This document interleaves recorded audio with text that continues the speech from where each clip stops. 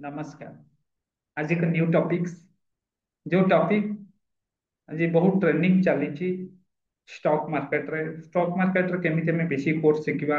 Stock market कौन तार विषय डिमांड अकाउंट कौन डिमांड ट्रेडिंग कौन sir trading account demand account भीतर डिफरेंस कौन एक्चुअली से रजिस्टर्ड कोड ताको डिटेल्स आज हम शेयर करिया ଗୋଟେ कोर्स ଗୋଟେ सिंपल कोर्स विषय जो माने नॉर्मल जानि नथि जो माने न्यू आसुचंती स्टॉक मार्केट रे आपण जानिया दरकार वेरी रिस्क भी रहिबो जदि आपण लर्निंग करना देखंतु ଆପଣ ଟୁ ଅର୍ 3 months କୋର୍ସ କରି ଆପଣ ଭାବୁଛନ୍ତି ଷ୍ଟକ୍ ମାର୍କେଟରେ କେବେ ପ୍ରଫିଟେବଲ ହେଇପାରିବ ଦିସ୍ ଇଜ ଇମ୍ପସିବଲ ଲାଇଫରେ କେବେ ବି ପସିବଲ ନୁହେଁ। ଦେଖନ୍ତୁ ଜଣେ ଯଦି ସଫ୍ଟୱେयर ଇଞ୍ଜିନିୟର ହବାକୁ ପଡୁଛି ତାକୁ 3 years 2 years କମ୍ପ୍ୟୁଟର ଶିଖିବାକୁ ପଡୁଛି କୋର୍ସ କରିବାକୁ ପଡୁଛି after they can success.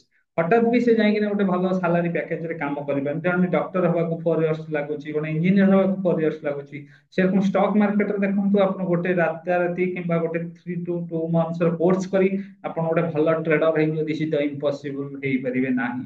By chance 99% people 1% ହବା କଷ୍ଟକର ଲାଷ୍ଟକୁ ଆପଣଙ୍କୁ ଛାଡିବାକୁ ପଡିବ। ତେଣୁ ଆରେ ଗୋଟେ ଡିସ୍କସ୍ ଗୋଟେ ସିମ୍ପଲ କୋର୍ସ ଆଜି ଡିସ୍କସ୍ କରିବାର ଅଛି। Okay?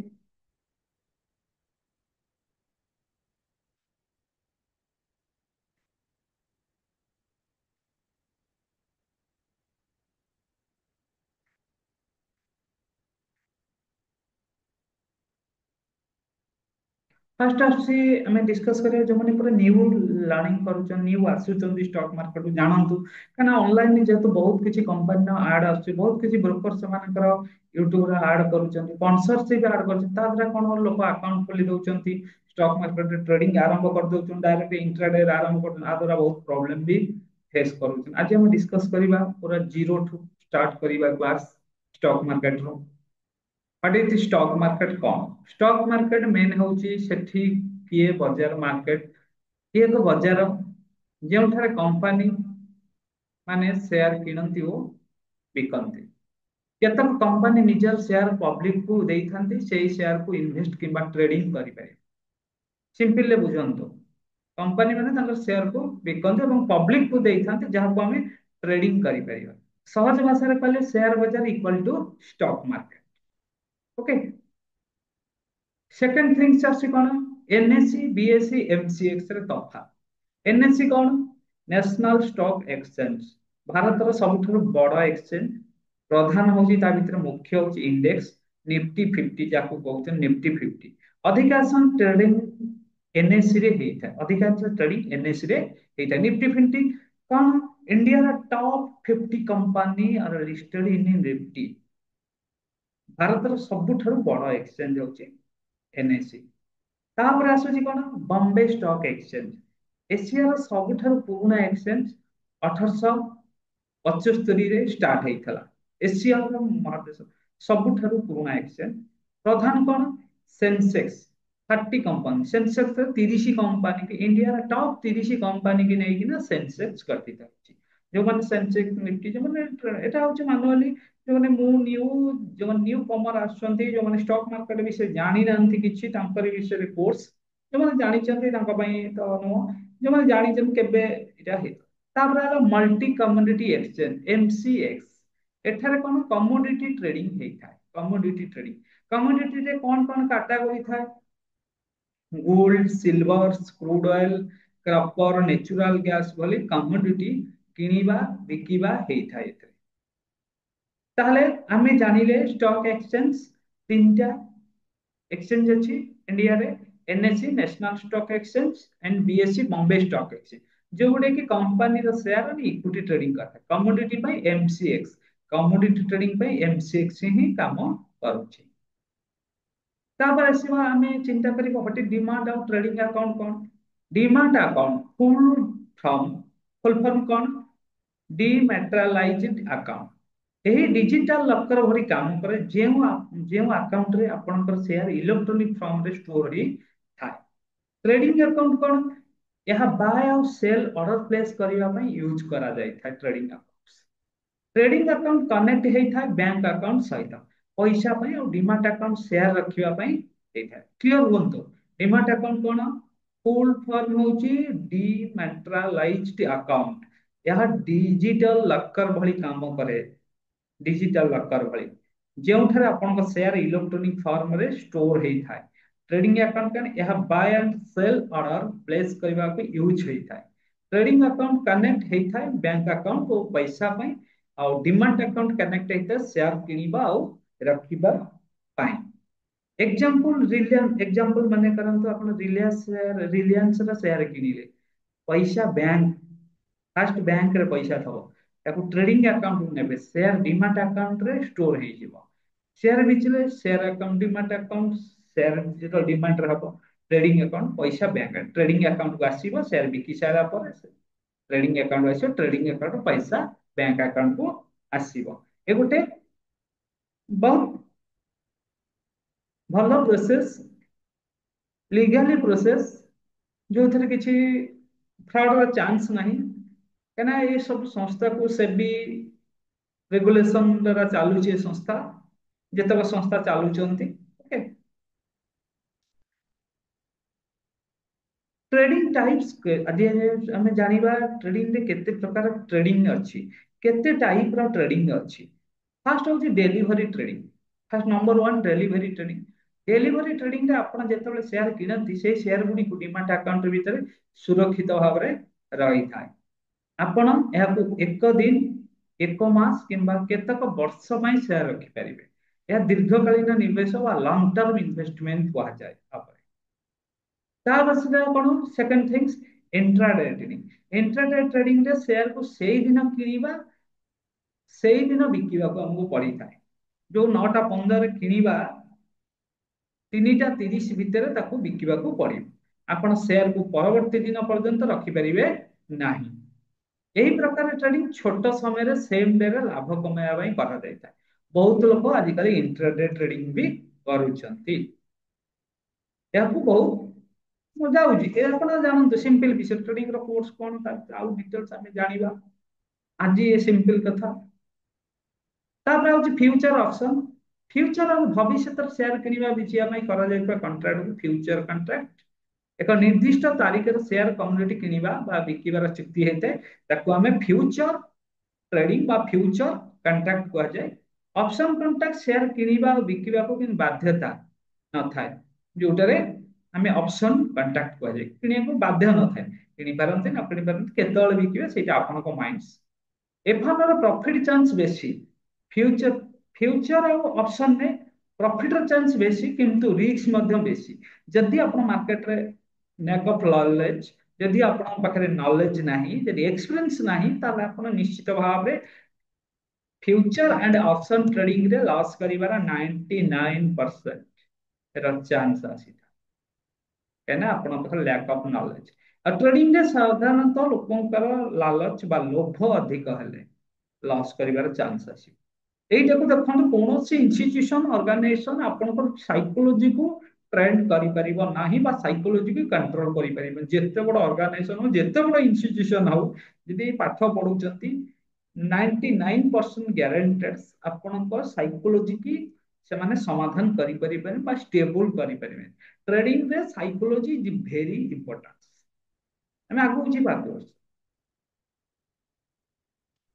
कमोडिटी करेंसी आसुची। 4 नंबर कोन कमोडिटी करेंसी। कमोडिटी ट्रेडिंग सोना हला गोल्ड हला बा गोल्ड रूपा crude oils Kapoor natural gas भली पुण्य गुड़िक ये जो प्रोडक्ट ट्रेडिंग रे हमें कमोडिटी।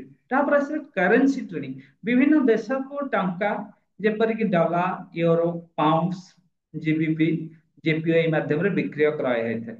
एही ट्रेडिंग अंतर्जातीय बाजार और ग्लोबल मार्केट सहित एगुड़ा जड़ित होता है। ओके जड़ित होता है।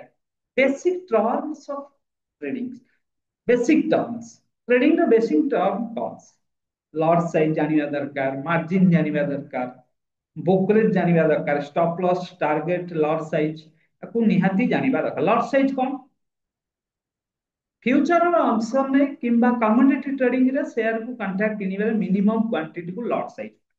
उदाहरण निफ्टी रे 1 लाख किनिया पाई 50 थेला एबे चेंज हे जाईची एबे जो वीडियो करूची एबे 75 हे जाईची। बैंक निफ्टी रे हे जाईची आपनकर सेंसेक्स रे 20 हे जाईची एरकम बढ़ी जाईची। आउ माने करता जे कमोडिटी क्रूड ऑयल किनिबे से 100 हे जाईची। गोटे लट किଣିବେ ମାନେ 100 ସେୟାର କିଣିବାକୁ ପଡିବ। ଆକୁ ବୁଝନ୍ତୁ।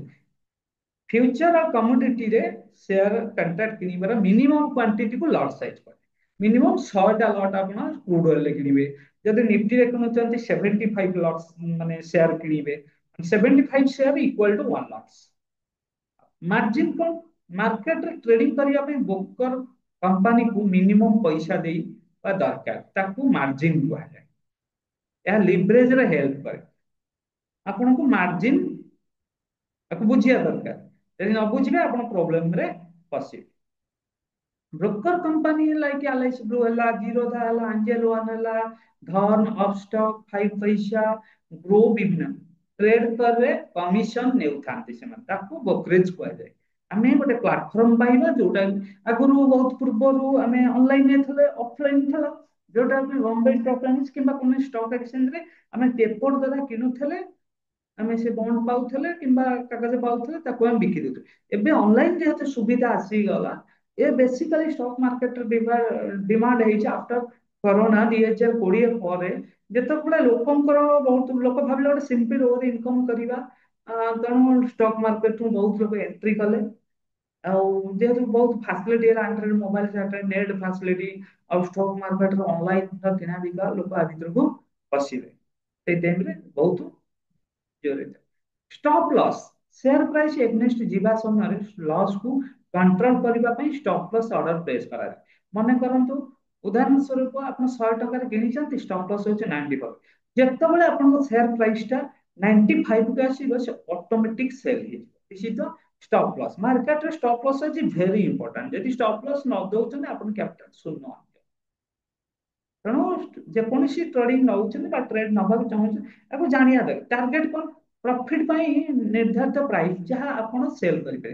मन करते आप 100 टकर गोटे प्राइस शेयर किनी टार्गेट हूँ 110 जो price 110 automatic sell hit profit आसी okay this is the targets market कौन विभिन्न प्रकार मार्केट अच्छे बुल मार्केट है बियर मार्केट बुल मार्केट कौन बुल मार्केट जिते शेयर प्राइस अप ट्रेंड हम ताको हमें बुल मार्केट कह जाए इन्वेस्टर माने कॉन्फिडेंस रे शेयर किनि थांती जेतो अप ट्रेंड हो जेतो मार्केट ऊपर जीवो प्राइस जेतो बढ़िबो शेयर मन कर आपण 100 टका किन 110 120 चलला एटा को बुल मार्केट हला अप ट्रेंड हला बा सी साइड रे कॉल गला ताको में शेयर मार्केट ताको सी कॉल्स कह जाए कॉल साइड से ताको हमें कह जाए एमिति हम ताको बुल मार्केट भी कह जाए ओके तापर बियर मार्केट हला जेतो मार्केट डाउन ट्रेंड हो ताको हमें बियर मार्केट कह जाए एही समय रे पई सेल अधिका हेई थाए एथले ऑप्शन ट्रेडिंग रे सब बेले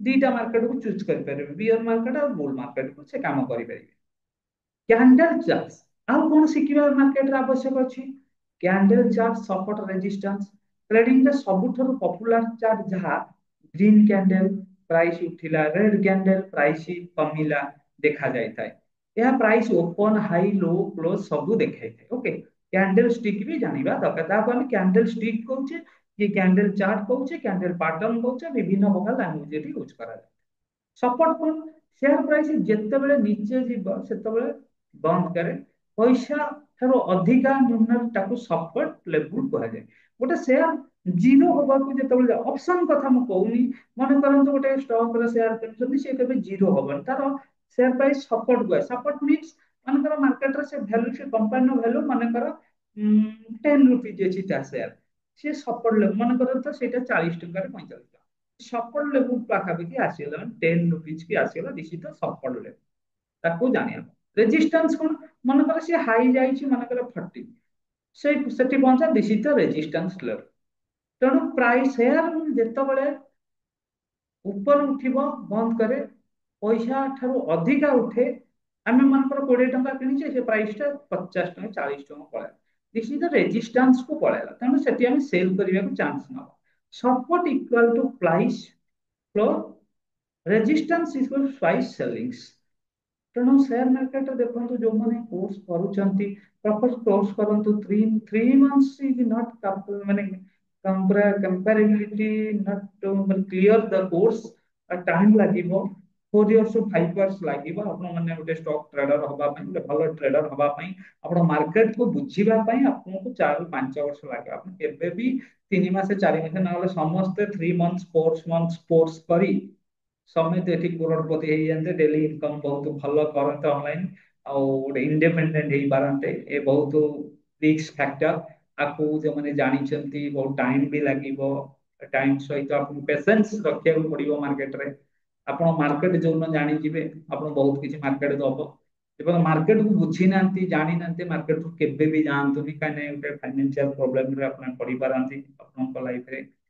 ତେଣୁ ମାର୍କେଟରେ ସବୁବେଳେ ଟ୍ରାଏ କରନ୍ତୁ, ପ୍ରପର ନଲେଜ ଗାଇଡାନ୍ସ ରେ କାମ କରନ୍ତୁ। କୌଣସି ଜାଗାରେ ଟିପ୍ସ ନିଅନ୍ତୁ ନାହିଁ। ବହୁତ ଟିପ୍ସ ଆସିବ, କମ୍ପାନୀ ବହୁତ ଟିପ୍ସ ଦିଅନ୍ତି, ଏସା କରିଦବୁ ତେସା କରିଦବୁ। ବହୁତ ୟୁଟ୍ୟୁବରେ ଆପଣ ବି ଦେଖିଦଉଥିବେ 1 crore ଭାଇ ତାଙ୍କ ପାଖରେ ହଁ 1 crore ସେ ଡେଲି କମେଇ ପାରିବେ, କିନ୍ତୁ ପସିବଲ ସେୟାର ମାର୍କେଟରେ ଆପଣ 10 lakhs ପକେଇବି 1 crore 1 day ରେ ପାଇପାରିବେ, 10 ଗୁଣା ପଇସା ପାଇପାରିବେ, ଇଜ ପସିବୁଲ। ବଟ୍ ଆପଣଙ୍କ ପାଖରେ ରିଅଲ ନଲେଜ ରହିବା ଦରକାର। ଆପଣଙ୍କ ପାଖରେ ଏକ୍ସପିରିଏନ୍ସ, ଯୋଉମାନେ ଆଜି କମଉଛନ୍ତି 1 lakhs ହଉ 2 lakhs ହଉ ପର ଡେ କମଉଛନ୍ତି, ତାଙ୍କ ପାଖରେ 4 ବର୍ଷ 5 ବର୍ଷ 10 ବର୍ଷର ଏକ୍ସପିରିଏନ୍ସ, ୱିଦାଉଟ୍ ଏକ୍ସପିରିଏନ୍ସରେ କେବେ ମାର୍କେଟରେ ଆପଣ ପଇସା କମେଇ ପାରିବେନି।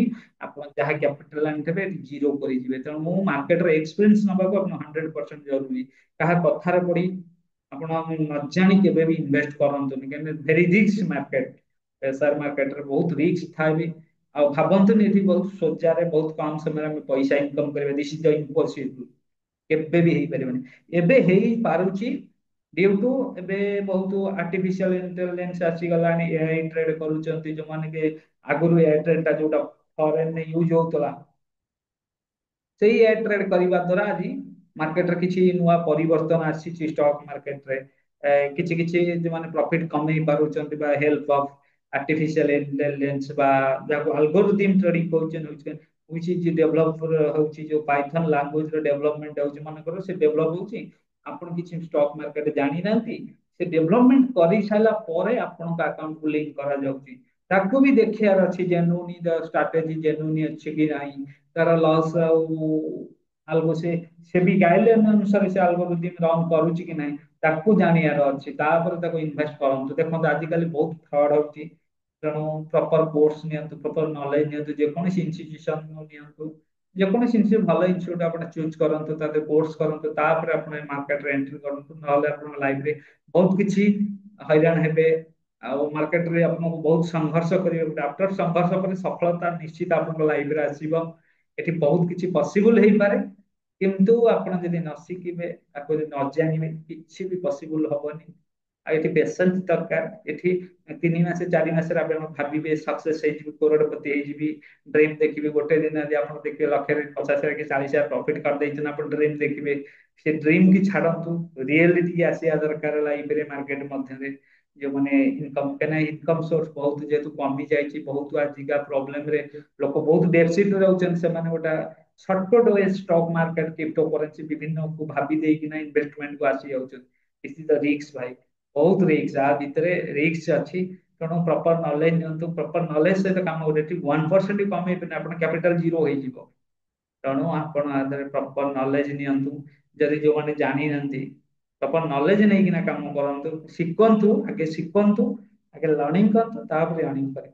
ଖାଲି କୋର୍ସ କରିଦେଲେ 2 months 3 months, ବହୁତ ବି ଅଛନ୍ତି ଖାଲି କୋର୍ସ ବିକିକିନା ଚଳୁଛନ୍ତି। ହେଲା, ଏ ଭିଡିଓ କୋର୍ସ ବିକିବା ପାଇଁ ନୁହଁ, ଗୋଟେ ସଚେତନତା କାର୍ଯ୍ୟକ୍ରମ ପାଇଁ, ଷ୍ଟକ୍ ମାର୍କେଟ ଜାଣିବା ପାଇଁ। ଭଲ ଲାଗିଥାଏ ଭିଡିଓ ଟିକେ ସେୟାର କରନ୍ତୁ। ରହୁଛି, ନମସ୍କାର।